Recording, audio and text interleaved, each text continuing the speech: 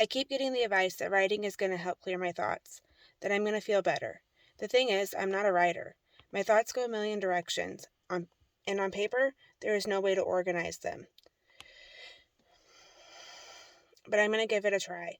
It's dark. It's cold. I'm sitting in my truck. My truck is a constant pain and hardship, but a constant escape plan. It's mine. It's my space where I do all my major thinking. The happy, the sad, the angry. The truck hears it all, mostly through music, but sometimes it's stuck listening to me talk. Being in the truck gives me a sense of peace. At any given moment, I have complete control over who does or doesn't come into this space, what we do or don't listen to, and for the most part, I'm in control of where it takes us. Lots of issues later, the truck has never completely failed me. That I am thankful for.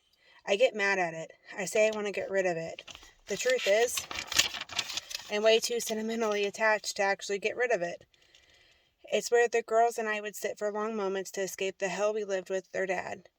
It's where I made the decision to make a change in my life. It's where I cried and begged Luna, the very best friend dog, to forgive me for breaking my promise that I would save her. That dog saved me from getting seriously hurt. She loved me unconditionally, sacrificed herself. She would lunge every time I was mad at the girls' dad. She knew he was bad to me. She knew he was going to hit me. If I could go back, she would be here. I should have been more loyal to her.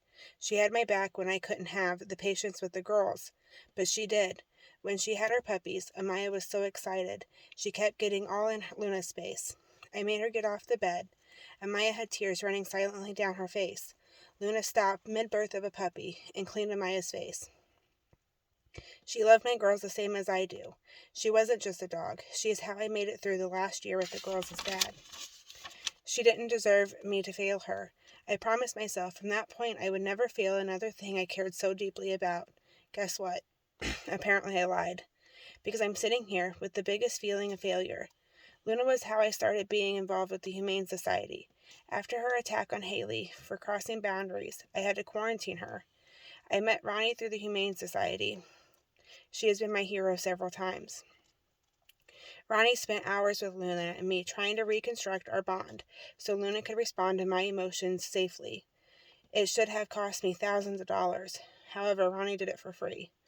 I wanted to be just like her. The Humane Society loved me. I was great at my job. It became my favorite place. I was doing what made my heart happy, and I met the first people who needed nothing from me but cared about my well-being. I met Loki. I'm convinced Luna sent him to find me. He also bonded with me. He was aggressive. He hated kids. He hated people. But in no time, I could open his kennel and tell him what to do, and his aggressive behavior slowed. He hated kids, but he loved me. He trusted me. He knew that I loved my kids. And so we tried him with my kids, and he was phenomenal. He was gentle. I made a big impact. He was set a euthanasia date. I couldn't take him home. I didn't have a home. I promised him I wouldn't let that be his fate. I denied many families that applied. Finally, the right family came. The end of the day, of his last day, he went home. He hugged me bye, and just like that, he was gone. I promised him I'd do the same for many more. Well, shortly after, I quit. I found a new place that touched my heart differently. I failed the Humane Society. They didn't do anything wrong. I just felt my life changing, and selfishly I thought only about me. I failed Loki. He was the last lost cause I helped. So I promised myself I would go all into this. This was it. I would not fail you. It was easy to love you. I loved every minute of loving you. It was easy to laugh, really laugh. It was easy to breathe. Everything we would do was exactly how I dreamed it would be when I finally found where I belonged and was with my person. My girls were happy and safe, and I was happy and safe. I couldn't have been in a more perfect place when my dad died. I was able to express every roller coaster emotion that came and was validated.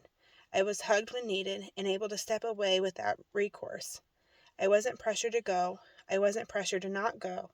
Never made to feel guilty of any feeling I had. I was able to process and let go of the emotional drain my family had on me. I was able to have the courage to do what was best for me and give them the responsibility for their own feelings and not carry that weight anymore. I've had to interrupt the process of putting everything down on paper.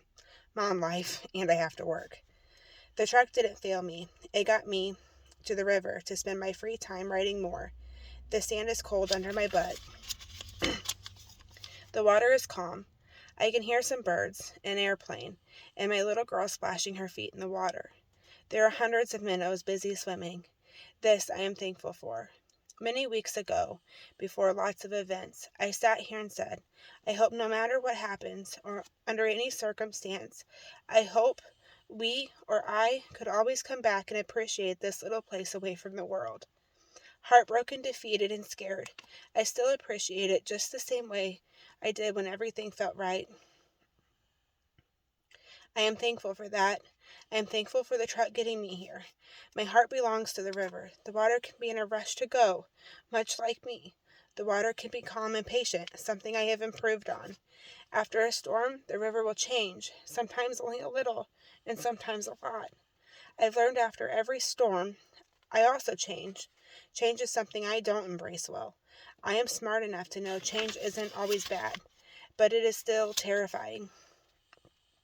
Things will always constantly change. People you love will go. Jobs will change. Likes and dislikes will evolve. There is no way around it. Going against the current is much harder than going with the flow.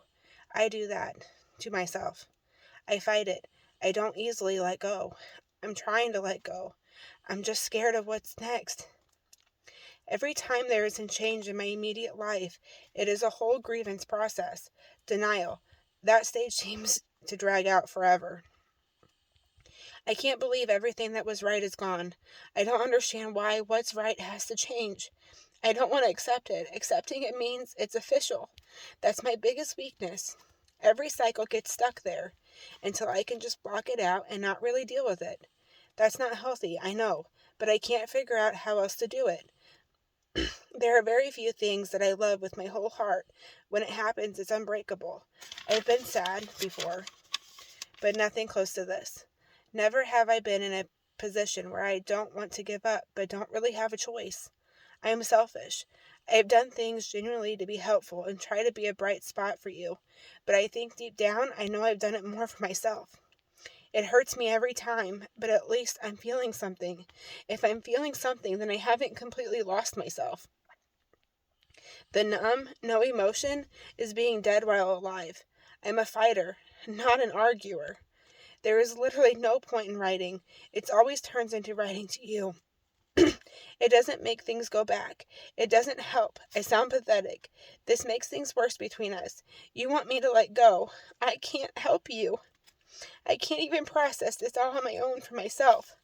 The only thing I'm 100% sure is that I do love you, and I believe love is the most powerful force in the world. Love can win any battle, but not if it's not mutual. So here's to long drives down gravel roads, laughing till my cheeks hurt, tears falling without having to hold back, hours of rambles, belly-button shenanigans, river nights wishing they didn't have to end, hurting because the person I love is hurting, praying for miracles. Never being enough individually, but together being just right. Never having answers to why it was no longer worth it. To stopping down every road so I could pee. The best chapter in every book comes to an end. And sometimes the book ends and you never find out what happened after. Time to make peace with what I cannot change, to what I can't fix because I don't have all the tools on my own.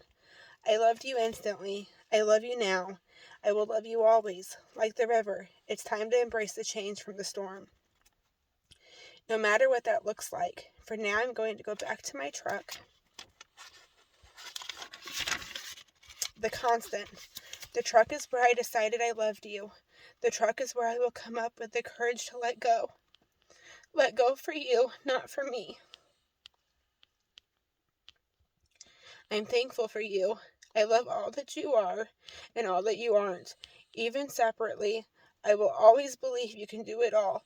You can get through anything. My faith in your ability is never ending. I don't need perfect or anything money can buy. What you have done in my life is more valuable. Thank you.